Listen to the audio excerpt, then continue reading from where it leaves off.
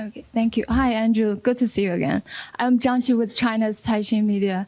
And as you said, U.S.-China relations are the most important relationships in 21st century. So I will ask two questions on China. First, on trade, is U.S. and China have currently they have this phase 1 deal, which they haven't signed yet. But if you take over from here, what would you do next?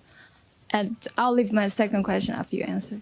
Can you go and ask the second one? Yeah, sure. So second question on technology. Do you see China's rise in tech as a threat to the U.S.? And do you see any cooperations in this area between U.S. and China that could help the people in Midwest to deal with the transition of the economy, as you mentioned? Thanks.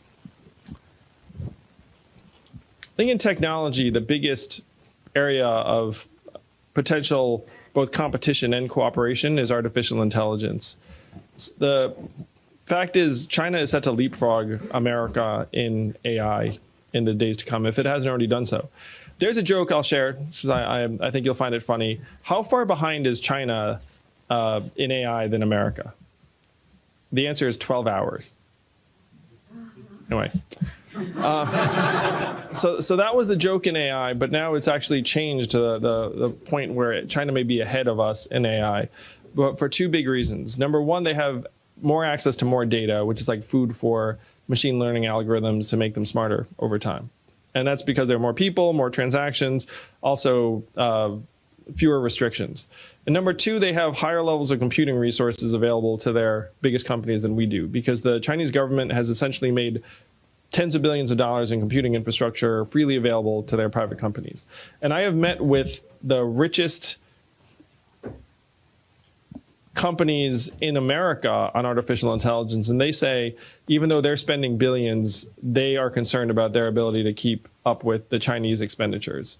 So these are two big reasons why China may be set to leapfrog us in artificial intelligence. They're also spurred by the fact that in many places, cash is essentially not used in China. So you have more and more transactions that you can end up monitoring and making use of.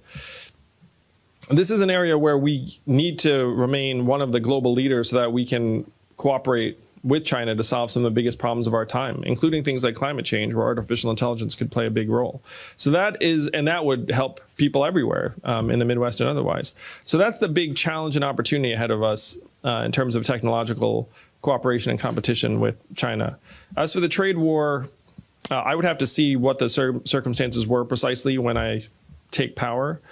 But the goal would be to try and improve the reality on the ground for American producers and try and meet some of the concerns that initiated the trade war in the first place.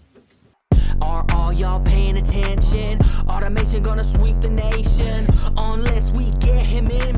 Andrew Yang, 2020 freedom dividend. Climate change is real again. Science rules. Teachers bring a home some bread. Medicare for every citizen. That's nice. Andrew Yang, 2020 freedom dividend.